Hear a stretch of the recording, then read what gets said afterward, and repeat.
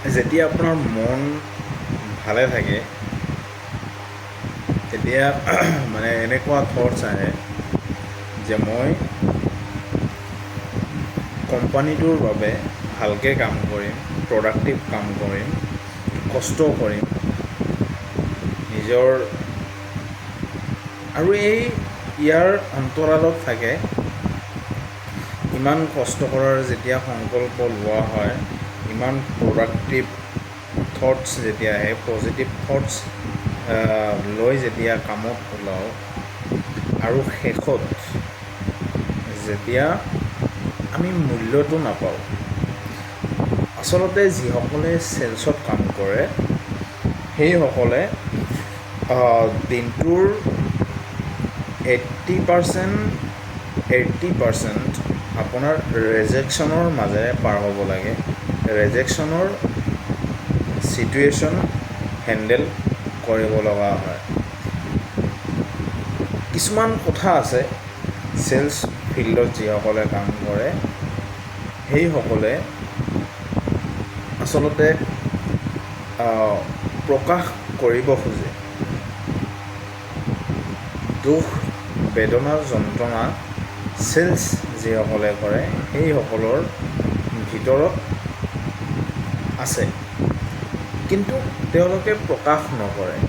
আপুনি আপোনালোকে চাব, যিসকলে চেলছত কাম কৰে তেওঁলোকৰ মুখত আপুনি এটা হাঁহি দেখা পাব। অনবৰতে হাঁহি আছে, খিকিন্দালি কৰি আছে, যেন তেওঁতকৈ সুখী মানুহ আন কোনেও নাই, এই পৃথিৱীত আন কোনেও নাই। আপোনাৰ এনেকুৱা লাগিব যে তেওঁ বহুত সুখী, কিন্তু বাস্তৱত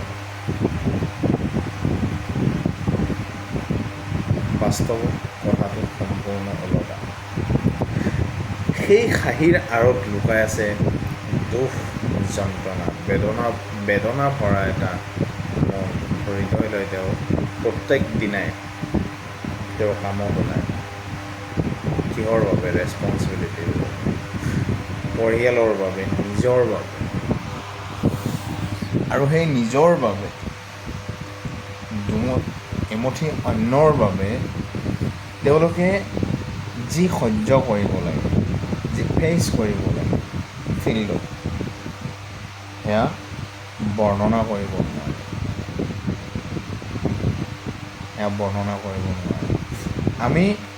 আমি যিমান কষ্ট কৰোঁ বা আমাক যি ধৰণে কাম কৰা, তাৰ মূল্য আচলতে আমি নাপাওঁ। যিসকলে চেলছত কাম কৰে সেইসকলে নাপায়। আমি যিমান পাব লাগে আমি সিমান নাপাওঁ।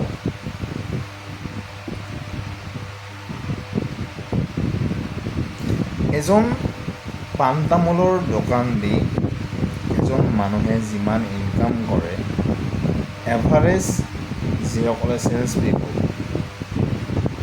আৰু এজন চেলছত কাম কৰিবলৈ হ'লে ন্যূনতম, মই যোনটো প্ৰফেশ্যনত আছোঁ সেইটো প্ৰফেশ্যনত ন্যূনতম আপোনাৰ এডুকেশ্যন কোৱালিফিকেশ্যন হ'ব লাগিব, গ্ৰেজুৱেট আপুনি হ'ব লাগিব।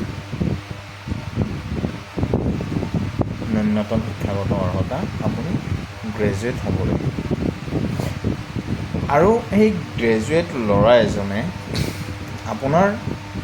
আপুনি মাৰ্কেটত গৈ খবৰ কৰিব 12,000 টকাৰ পৰা 18,000 টকাৰ ভিতৰত তেওঁ কাম কৰি আছে। তেওঁৰ মূল্য ইমানেই। এজন এক্সপিৰিয়েঞ্চ থকা, তেওঁৰ 2 বছৰ এক্সপিৰিয়েঞ্চ আছে, মেক্সিমাম কোম্পানীত তেওঁৰ দৰমহা কিমান? 25,000-ৰ পৰা 28,000-ৰ ভিতৰত তেওঁলোকৰ চেলাৰীটো হয়। তেওঁ সিমানখিনিৰে যোগ্য।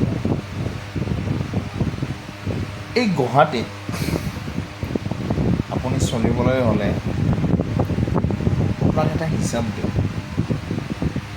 হিচাপটো হ'ল এনেকুৱা, মানে বেছিক যিখিনি আপুনি পানী কিনি খাব লাগিব।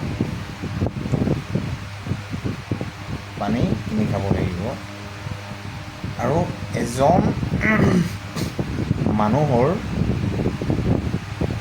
দৈনিক পানীৰ মানে খোৱা পানীৰ কথা কৈছোঁ, অকল খাবৰ বাবে ন্যূনতম 3 লিটাৰ আপোনাৰ পানী লাগিব। তো এতেকে আপুনি ইনকাম কৰক নকৰক, ভাত খাওক নাখাওক, আপুনি পানী পান কৰিব লাগিব 3 লিটাৰ। এতিয়া 3 লিটাৰেৰে আপুনি 30ৰে আপুনি পূৰণ কৰক, কিমান হয়? 90 লিটাৰ আপোনাৰ পানী লাগিব। 90 লিটাৰৰ পানীৰ দাম কিমান? মানে আপোনাৰ এটা জাৰত আপোনাৰ 20 লিটাৰ পানী থাকে।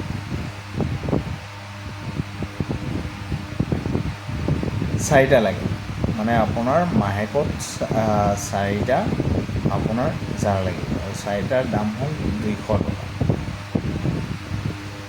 আপোনাৰ ন্যূনতম এদিনৰ খৰচ 200 টকা গ'ল এতে পানী। এদিনৰ খৰচ ন্যূনতম মানে গৈ পেলাই যদি আপুনি ভাত খায়, মিনিমাম এভাৰেজ আপোনাৰ 150 টকা এটা যাব। আপুনি যদি ফিল্ডত ওলায়, কেতিয়াবা পানী চানী চাহ এইবিলাক লাগিব, মিনিমাম খৰচ হ'ল আপোনাৰ 50 টকা ডেইলি। তাৰপিছত বাইকৰ তেল 100 টকা ধৰক, তেতিয়াহ'লে বাইকৰ খৰচ 100 টকা, আপোনাৰ 2500 টকাৰ তেল আপোনাৰ যাব। এইফালে পানীৰ 200 টকা, কিমান হ'ল? 2700।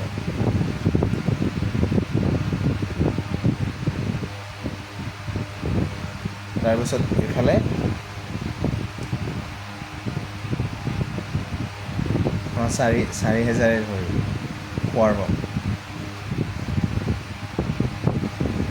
কিমান থাকিব? ৰুম ভাড়া আপোনাৰ মিনিমাম 4000, কাৰেণ্ট বিল।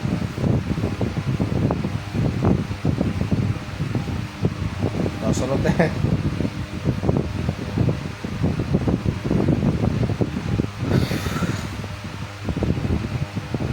এনেকুৱাই জীৱন চলি আছোঁ, মানে আমি জীয়াই আছোঁ, চলি আছোঁ নহয়, আমি কোনোমতে জীয়াইহে আছোঁ। গুৱাহাটীত আমি কোনোমতে ছাৰ্ভাইভ কৰি আছোঁ, ইয়াৰ বাহিৰে একো নহয়। মই এইখিনি আপোনাক আপোনাৰ যিসকলৰ মানে ঘৰৰ সন্তানে গুৱাহাটীত আহি মোৰ নিচিনা কাম কৰি আছে, তেওঁলোকৰ অৱস্থা একেই, মোৰ নিচিনাই।